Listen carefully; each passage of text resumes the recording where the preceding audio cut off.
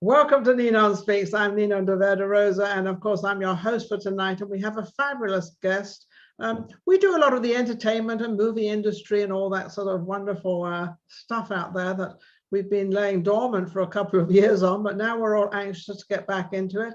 And my guest tonight is Emily Elder. I don't know her, never met her before, but she looks absolutely fabulous. She looks lovely, and she looks like she's ready to take it on. How are you, Emily? I am ready to take it on. Very well, thank you, Nina, for having me tonight. Absolutely. Yeah, you look like you're all ready to go. And how old are you? Oh, I'm 28. 28. Oh, just your prime time. How long have you been doing acting? I've been involved in the industry for over 15 years now. I started off doing modeling and commercial acting and worked my way up into theatrics. Fabulous. Did you ever do any child acting as of, a series or anything like that? Did you ever get into any of that? No, not where I was raised. It wasn't accessible. where we sounds like you were raised in the underground. Where were you raised? No, not so much, but I was raised on the East Coast in Pittsburgh, Pennsylvania. Pittsburgh, Pennsylvania. And they don't have shows up there, or they didn't have shows up there? I thought it was quite Oh, well, they do now.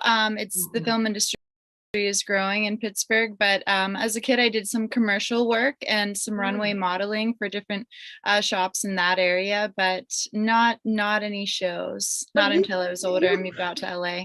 Yeah, you kind of got the bug, didn't you?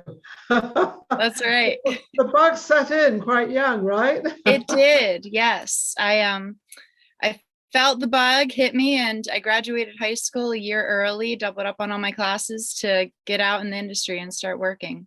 Really? So you really knew it, and you knew you had to pass all your exams, which is, I guess, high school, right? That's right. So you haven't been to college, or you didn't go to college? Well, then funny how life happens and plans change. I ended up going to university. I got a degree in communication and rhetoric in Pittsburgh at the University of Pittsburgh. I lived in Australia for a couple of years, and then I ended up moving out to LA. Oh, how wonderful. What was Australia like? I think it's in a bit of a difficulty at the moment, isn't it? They've been shutting everything down and closing everything, and no one can do anything there. Unfortunately, yes. Right now, it's sort of devastating for me to believe, because people in Australia, the culture is so down to earth, and they've got this free spirit about them. So to be locked down is hard, I'm sure. Yeah, I was surprised that actually happened in Australia, because Australia is part of, it's British, it's like British people went there and they're still there, and they sort of, enhanced it, our second country. And right. And then they locked it all up and everything else. So you had the tenacity and the courage to move to Los Angeles. Yes, I did. I mean, that's I lived in Los Angeles for many, many years, and it's a tough town for an actress. How's it playing with you? Oh, well, I am currently taking a hiatus because it's so crazy right now with the state of the world, of course. But I've been back and forth this past year, and it's treating me well. I am in an interesting part of my life where I was out there for going on 3 years, really building up my life and my career. I moved out there all alone, so it takes some time to meet people, especially ones that you can trust. Absolutely, and to get in the circle, to get into where you need to get into is very, very oh, yep. I know how it is. It's tough. Yes. But you managed it. Absolutely, yeah, and I feel real fortunate actually to fall into the hands of some good people and guides. So you sound like you're not there now. Are you there now? No, that you're correct. I'm not there right now. I am back in Pittsburgh. Back in Pittsburgh. What is Pittsburgh offering you that Los Angeles couldn't? Oh, just some free rent for the time being. Cool. You must be living with mom and papa. That's right. Yes. Proud to say it.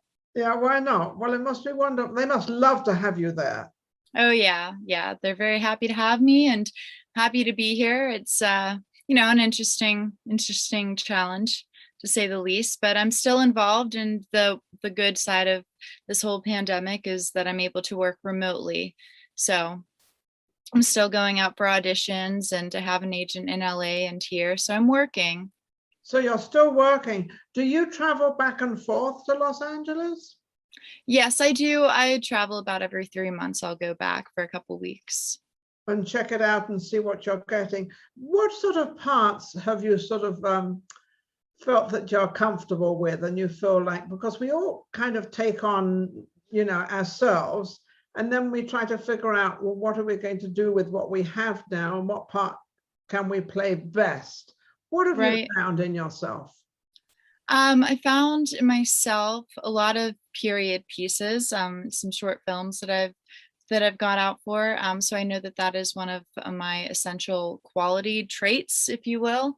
That and the bohemian hippie role as well. Oh yeah, I can see a little bit of the bohemian hippie with the hair and the whole thing that you've got going on there. Those look like Yes, natural curls. Are they natural curls? that's right. Well, you're lucky. I have natural straight, and I'm forever trying to curl it, and you're probably trying to make it straight because Oh that's yeah. the way it goes. Have you ever ventured or ever come out to I'm in Las Vegas, obviously. Have you ever ventured or thought of coming out here for the movie industry? I'm sorry, for Las Vegas. To Las Vegas, yeah. No, I haven't. Do you recommend it? I do. I recommend it now. It's becoming quite big. There's a lot of movies they're making. It's still tough because it's certainly not the movie industry of the world, but they're very up and coming. They've got a lot of stuff. But the one thing about Vegas, which is pretty cool, and I know you can't do this in Los Angeles. In Los Angeles, you can only have one agent. You can have one agent and one manager. Mhm. In Vegas, you can have lots of agents. So you might want to check out some of the agents here and Yeah. sort of, because it's just as easy to fly from Pittsburgh to Las Vegas as it is, to Los Angeles.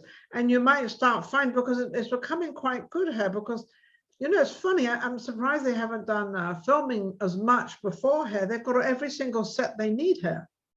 Oh yeah. All the hotels, you've got all different, you've got New York, you've got all the hotels. Yeah, that's fascinating. I will look into this. Yes. Now, Thank you. I understand you have taken on writing. You've Mhm. become an author. How's it going? Yes. Oh, that excites you. I like that. How's it going? I think it's going well. Writing was the first sort of creative endeavor that I discovered in myself when I was a young girl. And I thought that when I kind of fell out of the industry when I went to university, I thought I'll pursue research and writing in the academy. But again, that was put to the side. And when I moved out to Hollywood, that's when I really started to dive deep in and realize that sharing my story creatively is something else I want to do. Not just my story, but collaborating. I have a wonderful partner that we wrote a few scripts together that are going through their editing phases. So I do love that as well. Have you sold anything or got anything out there? Do you write series, or do you just write movies, or do you just write books? No, I haven't sold anything yet, but I'm looking forward to it. Right now, I have 3 feature lengths and a mini series, as well as a novel that I would like to finish this year. With the novel, I thought it was going to be I wanted to write a script. I was just staring at the screen trying to write a script about this one tale, but I was writer's block. So then I just decided I'm going to write. I just have to write it, and it's turned into a very long novel. So that plan is to hopefully get it published and then do something with it on the screen. Yeah, because they say that, once you write a book and you have a good story and you have something going on there, that can turn into a movie. Mm-hmm. So which means you could write yourself into the book, but you could also be a producer, a director, or anything like that. There's no stop once you go into writing a book. There's no stop, although you might be the author, but you could also be the director, and you can take on all these different roles if you want to. Have you ever thought about that? Absolutely, yes. That is certainly on my radar, especially in Hollywood. There's a lack of content and need for content, but there's also so much competition. So little trick I picked up very quick along the way was it's time to produce your own work. If you want to work, make it happen with your own. Yeah, remember one thing, there is no competition. You are the competition. With yourself, you mean? You are the competition with them. Mm-hmm. You write better than them. You have everything better than they do. You are the competition. Don't think you have competition out there. I'm just giving you some little words of thought so you 100%. It's all about the mentality. Yes, it's all about how you want to get out there and what you want to do, and the majority of people seem to think they're very secondary. I don't know why we all do it. We all put ourselves down. We never think we're good enough for something, and we're just as good as somebody else. We're just different. We're all different. None of us sort of really, I mean, you look at a family, brothers and sisters that should really be alike, and they're not alike at all, are they? Right. So you can always, when you go to write, Lynn, you talk about your miniseries, isn't that kind of Netflix and those sort of people that you can attach yourself into? Is that where you're going? Yes. How are you doing that? So right now I don't have many connections. I'm not part of the Writers Guild or anything like that. However, what I'm focusing on is just producing the work, because I was stressing a lot about that networking side and getting in, meeting people. Where can I sell it? But I don't have anything to sell if I don't have it complete. So that's what I'm really, that's my idea of how to go about this. That's your goal. So your goal is to have something. Well, yes, because you can write a synopsis. You can write a small version of what you want. You can do that. You don't have to write the whole thing, but I think you have to have the whole thing within your mind. I would imagine, I don't know, I've never written a series, but I think you can also write a very brief, it's like having, for a movie, it's like having a little short reel. Which is about 2 minutes long or 1.5 minutes. The shorter, the better they like, because when they look at these things, they can tell by the first kind of 2 seconds of looking at it, they can tell whether they like it or not. Isn't that funny? It's true, yeah. But you think about it, I put all this work into it, I've done all this stuff, and then they watch 2 minutes and they throw it out. Yep. Now, is there anything that we can do out there, or anything that you would like to put out there to promote yourself and get yourself out there? What can we do, and what can you do? Because this particular program, NinonSpeaks, goes worldwide. It goes everywhere. It goes all over. I have another show called Vegas Live with Ninon, and that's been going on for a long time. It goes on all those channels. So what can you put out there in this particular interview that would attract people to get hold of you? Number one, your website and how they can get hold of you, but what would you want? What do you want? Yeah, so I think what I'm desiring right now in my life, and I'll give you my internet site and all that in a moment, but right now what I would love to find is a strong manager and an agent bi-coastal or in the Southeast. I'm looking at Atlanta, for example. I need some partners that believe in me and that are trustworthy to propel each other forward. Certainly being relocated out of LA is hard to meet people in the industry. So where I once was walking down the street, having conversation with producers, directors, this and that, that doesn't exist anymore while I'm living on the East Coast. So managers, agents, fellow producers, you can contact me at theemilyelder.com. www.theemilyelder.com. Also my Instagram at theemilyelder. That's amazing. You were talking about walking down the streets of LA and meeting people in LA. What good did any of them do for you? I mean, it's all very well meeting them and seeing them, but what did they do? What good did they do for you? Did they do anything for you? Certainly some did. I've met wonderful people that only walking down the street, starting conversation, did we connect, and I found a wonderful acting coach that way. Also, I befriended some wonderful producers that put me in touch with my current agent at Pacific Talent and Models in Los Angeles.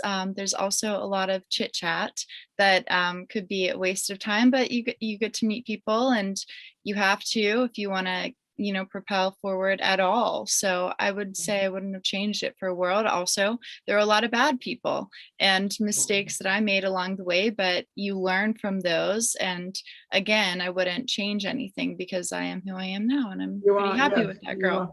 Now, you're a model. How tall are you? I'm 5'8". You're 5'8", perfect. So you really, truly, for modeling, I know they have modeling in Los Angeles, but most of the modeling is in New York. Right. So I think you ought to try to reach out New York. They're always looking for models, always. And I think you might want to start reaching out. And I think if you go to the internet and you put in their agents or managers or voiceovers or whatever particular thing you want, it'll all come up, and you just send do you have a reel, like a minute and a half reel? You have a reel? Do you have it's on my website. It's on your website. Yeah, but then you've got to still make a little effort. Oh, no, of course. I'm just putting it out there. But yeah, I've got all the materials to send out. Everything. Yes, you've got to put, the harder you work, it's always the luckier you become. I've found that out. And even when I was married, I had an incredible marriage, but I worked hard at it. It wasn't always, roses and tulips and all this lovely, thing, little hard things on the way. So I think you need to put a little bit more effort out there. I think, I truly, I know you've moved back to Pittsburgh, and I know it's easier for you financially, but you may have been better off staying in Los Angeles because you're right there, if you know what I mean. So now I know Pittsburgh and New York, they're not very far apart, are they? No, they're close. What is it, a couple of hour drive, a couple of hours flying time? 8 hours, but I don't know, flying time, I think it's a couple of hours or whatever. Oh, yeah. Yeah, but I think, the more effort the more you really want to do whatever you want to do, I think you need to put a little bit more effort into it, and don't listen to a lot of people that kind of, oh, well, you're getting too old, or you're getting this, or you're getting that, or you're not going to make, that's depressing. I think you need to sort of start, putting a lot more effort out there and meeting people. Right. Try to get yourself into the niche in Pittsburgh of the agencies and where they go to lunch and what they do. That's a big, they see you walk in, and I always say that be dressed and be ready to go on a runway. Oh, yeah. Even if you're, I mean, I'm always dressed. I've always listened, Ninon, go casual. Well, my casual is most people's dress. So is mine. That's just how I am. So I think, I like it. I love it. Yes, I think to always be prepared, always look your best, always look when you walk into a room, people are going to turn around and say, oh, who's that? Oh, I'd like to know that person. Don't inhibit yourself or say, oh, I'm just going out to do grocery shopping. I don't care what you're going out for. You do not know who you're going to meet down the aisles. And I don't mean the wedding. I don't mean the wedding aisles. I mean the grocery store aisles. But you never know. It's it's a funny old world out there. Yes, that's right. And I completely agree with you. You'd be a great coach. I don't have the patience. That's my problem. I love to help people. That's one of the things I love to do. I love to help people. I love to help you. But I think to give you that advice, if you really want to do it, do it. Yeah. I think that might help you. So what sort of agent do you have in Los Angeles? Theatrical. Theatrical? What do you mean theatrical? I'm sorry. So theatrical versus commercial representation. So the theatrical agent puts me out for films and TV. Films and TV. Okay, that's theatrical. Because theatrical to me sounds like plays and things. Right. Plays. But so I hope you're with the right agent, because if they're not getting you any work, go and find another one. Don't be afraid to. Don't be afraid to move. Yeah. Don't be afraid to you don't have an agent for your book, right? Your book series? No, I do not. Why? I haven't gone down that route yet. guess I should. Definitely, of course you should. Absolutely. Yeah. Because if people, until you get out there, unless you're out there and, nothing's going to happen Mm-hmm. too much. 100%. Yeah, it's not, so I think you need to put yourself out there a little bit. Get it going out there. Yeah. And, go to lunch in different places where you know that the producers are going to be, and try to get yourself invited to some of the TV plays. I don't know what they have in Pittsburgh. Do they have much in Pittsburgh? No, we got to move out of Pittsburgh, but we'll go to lunch. Yeah, but also New York. Go to New York for a few days and find a friend that lives there, and invite them to Pittsburgh, and invite you to New York, and start going around New York. What do you think? I think this is a great plan. Yeah, we're building up a plan for you. Get you out there and see what what's your most desire at the moment, at this very moment? What is your most desire to do? The biggest desire is to finish my book and get that produced. And that's a full-fledged book. How long would the movie be? 2 hours? Well, I wanted that to be a mini series. That to be a mini series. Oh, great. So that's a Netflix thing. Yes. What would you do if you did land it in Netflix? What would I do? If you landed it there, what would you do? What would I do? I would just, I don't even know if I would just be very happy and fulfilled, and I would be like, yeah, I did it. I just did it. This is what I said I was going to do. Here we are. Let's do it some more. So prepare yourself. Mm-hmm. That's why I asked you that question, because and you've got to push yourself. Everybody wonders why so many people, they make it and you don't make it. You've got to push yourself and try maybe a little harder of what you want to do. I love what is your mini series about? It is a science fiction based thriller. It is about post-apocalyptic world where there are only a few people that are able to withstand the devastation of Earth, and they're all dispersed throughout the world. And the journey is of a girl, and she goes throughout the countryside and finds these light keepers, if you will, because they need their energy to help save the Earth from total destruction. Well, it's very appropriate to the time we're in right now, especially, with this war in Ukraine. And, I look at this war and I'm thinking, what on earth are they all doing? I know. And why are they destroying? I mean, even, whoever keeps it, either Ukraine or Russia, one of the two is going to have it. Mm-hmm. Why would you destroy it like that? You've got nothing. If you do win it and you do keep it, there's nothing left. Yeah, I can't speak for it, obviously. I'm not there to witness it, but it's devastating to say the least. Yeah, well, we can only talk about what we see and what we have. As a young person, as a 28-year-old, how do you look at this? The situation in Ukraine? Yes. Well, I do have a few dear friends that have family in Ukraine, and Really?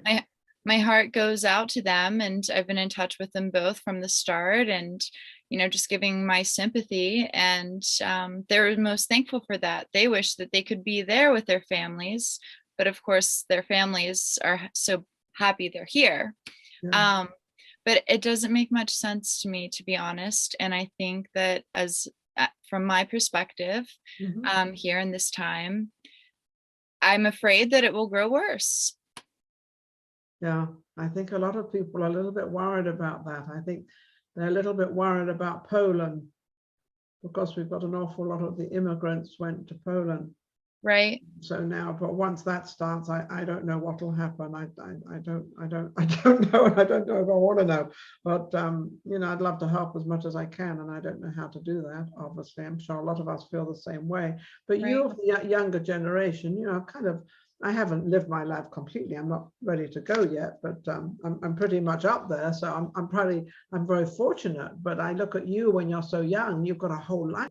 And then you're writing about something that is very realistic and very much to people's minds at the moment.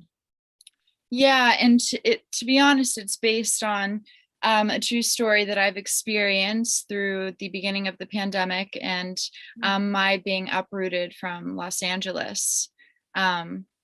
I didn't really have a place to go. I was getting rid of my apartment at the time, and my dear friends, the only few I had, were afraid to let me into their own homes when the whole, country was shut down. So eventually I just picked up and kind of left. I traveled throughout the country and made my way back to my family in Pittsburgh throughout the course of the year. So I have a lot of insight, different experiences throughout different states and such. But now it's growing even crazier with all sorts of, situations, from war to violence to the pandemic. So the story is kind of writing itself, but it will be posed as fiction. Yeah, I think you've taken on a very good story, and it sounds like it's a very true story as well. On that, I think we've come to an end of our, my producer is probably saying, Ninon, you've got to wrap up. Okay, I will. It's been such a pleasure, Emily Elder, talking to you, and a great inspiration from you for the younger generation. And that's what I love. That's why I asked you so many of those different questions, just find out how you feel about what's really going on in time right now. And you're even writing about it. So I think maybe put a few juicy things into your series to make it different. Don't be afraid. You can always come out. It doesn't have to be there, but at least it'll try to write some things in there that's going to attract someone. I like it. Yes. Put a little spark in there. Put in something that may be a little bit daredevilish. Doesn't matter. Go for it. That's what I would do. I want to thank you, Emily, for coming on our show. NinonSpeaks, amazing. I want to thank our audience out there for watching, because without you, nothing happens. And this is just a show that we started 1.5 years ago, and I absolutely love it. And we bring in different guests and find out what they're doing, how we can help them, because that's what we're all about. We're all about helping you, helping people out there, and whatever we can do, we will do. I'd like to thank Social Media Shows, because they are my producer, and of course, my dear Maria Pereza. She's probably laughing right there and saying, thank you, Nina, thank you, Nina. She's my producer, absolutely amazing. Again, Emily, thank you. Emily, one more time. Thank you so much, and Maria as well. Thank you so much. You take care, and I'm going to look out for your series. I will let you know. I'll keep you posted. On Netflix. We're going to aim it to Netflix. Yes. Thank you, everybody. Take care. We'll see you on our next show. Take care. Bye-bye. Bye. He's dead. And I told his mom that I would take care of him. And guess what? He's dead too. Don't you think it's time to take care of yourself? Do it for James. Do it for Mom. A rumor has it ghosts still haunt the house, and at least 2 local girls became possessed by demons while staying overnight in the house. And my bro and I are gonna find out what's up. Staying overnight tonight. Woo! Wait, hold on. What are you talking about, 2 girls? I didn't hear you think about 2 girls. Oh, come on. It's just a rumor. I'm sure it's just BS. All the way at the bottom, this strange transcription. Russian, I think. Communists. I don't know, dear, if I can get caught up with something dangerous again. It could hurt my job. It could hurt you, me. What do you think?